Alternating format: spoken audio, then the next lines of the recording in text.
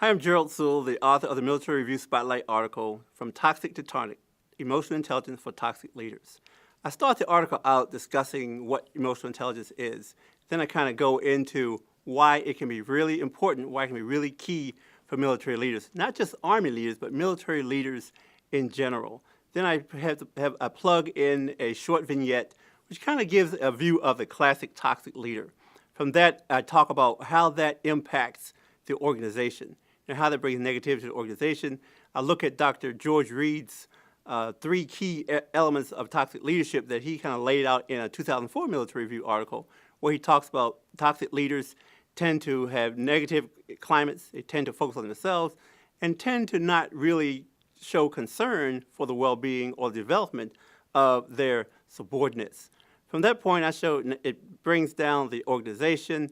It brings negative emotion to the organization and tends to want the folks in the organization to want to just get the job done and check out.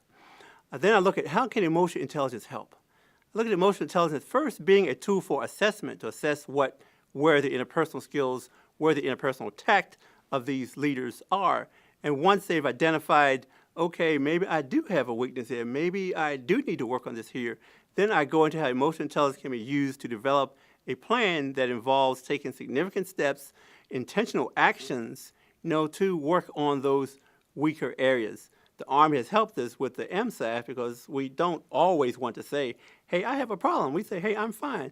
But with the MSAF 360, it provides an outside look to leaders to help them identify, oh, maybe I do have some issues. Emotional intelligence is not magic, but it can go a long way to help leaders recognize errors in their military attack, errors in their leadership skills that can kind of help them do better, be better leaders, help them be more effective, and help them improve ultimately their organizations.